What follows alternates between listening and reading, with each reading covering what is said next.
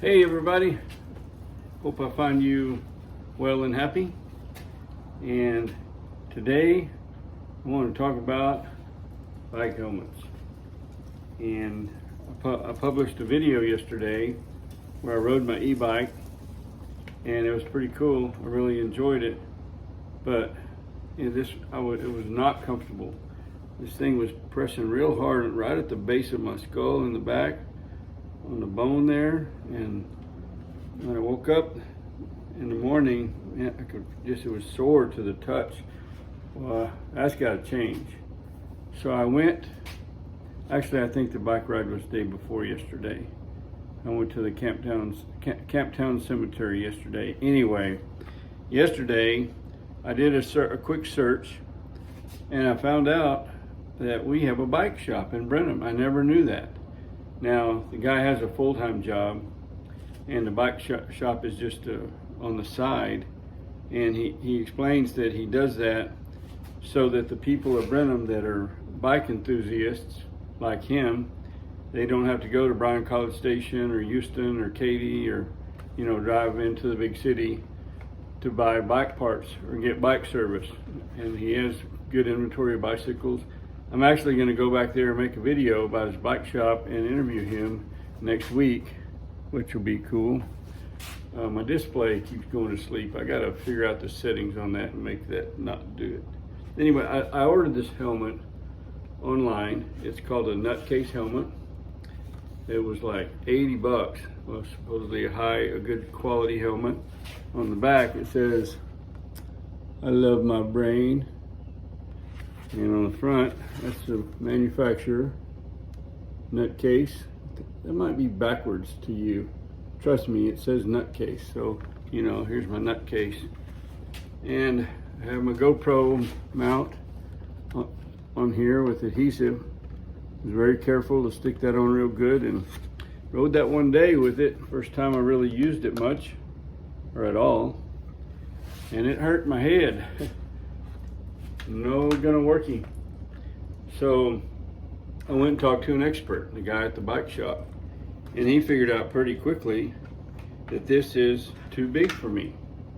It is a large, which in cap sizes, and I don't know, the last cowboy hat I bought was probably in the 1980s, and I think I was a 6 7/8, I believe, something like that. So apparently in bike helmets, 6 7/8 is medium. And I did some researching, hoping I could replace this headband. It has an adjustment on it, but when you adjust it all the way in to the smallest that it will get, it's still not small enough. And this is not, you can't order another one, a replacement to make this into a medium. You have to order a whole nother helmet. But Eric at the bike shop is owned by Eric and Katrina, and I'll tell the story about the bike shop next week. I bought this. I think it was $34 with tax and everything.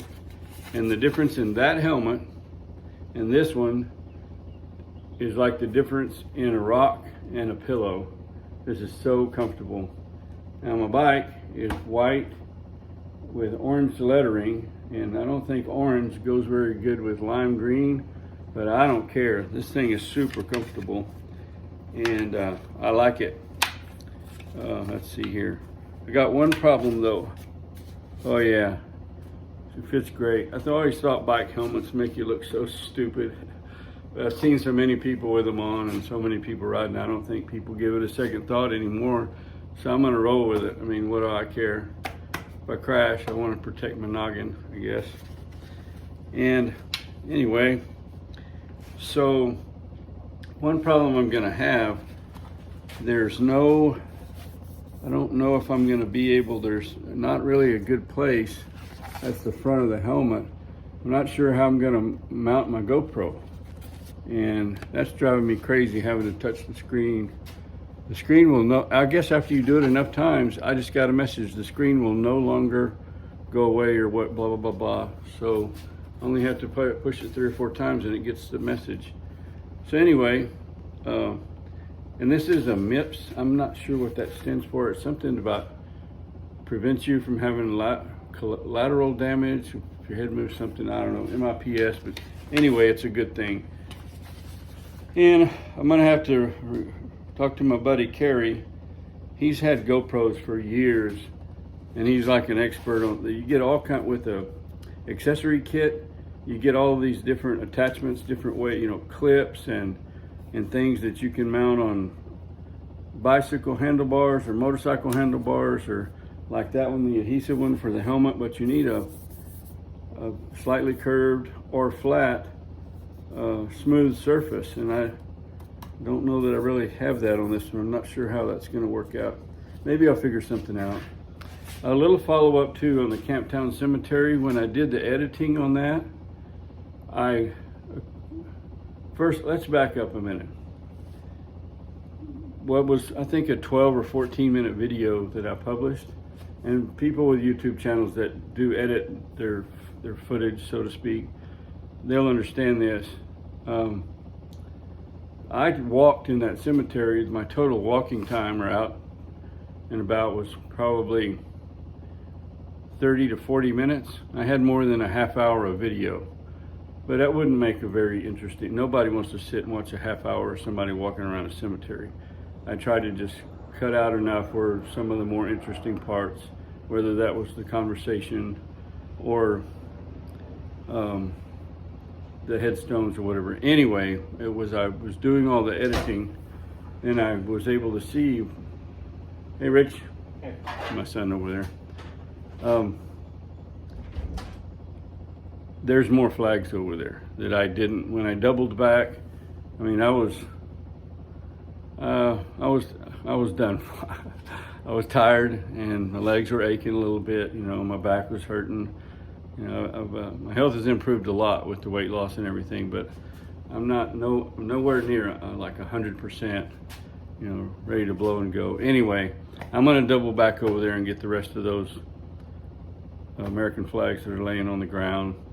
I don't know if I'll video that or not. Maybe not. But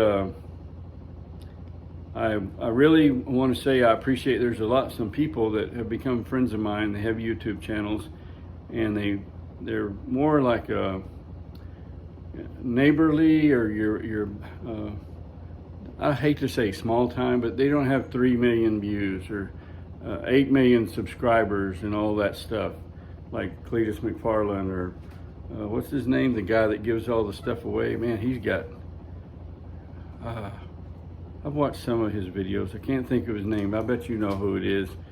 And he gives away some big money stuff. He's figured out how to do YouTube on a scale. He makes so much he's able to give away more, and that makes people watch more, and it just grows. He's got it figured out.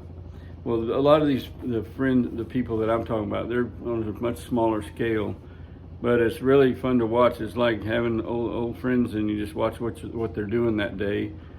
Calvin RV, Living with the Geezer, he does a lot of driving videos.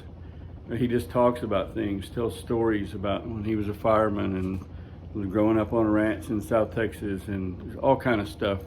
And he's a great storyteller, whether he'll admit it or not. And they're kind of a circle of friends there. And the one that kind of got me started with it was Boondocking with Dennis. Prayers to Dennis. He's recovering down in Corpus Christi. He had some health issues, but by all accounts, he's getting better every day. Really enjoy watching Boondocking with Dennis and Hiking with Jackie Boy and Jason's TX Adventures, and really like the Poodle Professor's videos and Adventure America. I shouldn't have started listing people because I'm going to leave somebody out and hurt somebody's feelings. But the people that have really supported me and I've really become closely tied to, or watching their channel a lot, they're in the description down below. So check them out. If you don't like them, it's easy to very early on say, this ain't for me, and get out of there and don't worry about it. But you might like them, and you can subscribe to them and help them out. Run their playlist and things like that. Anyway, I know this is, man, I'm mad about, I start rambling, just yada, yada, yada, yada. I don't like it when other people do that. But okay, I'm gonna go. I hope your troubles are few and your blessings are many. Be well and happy. Later.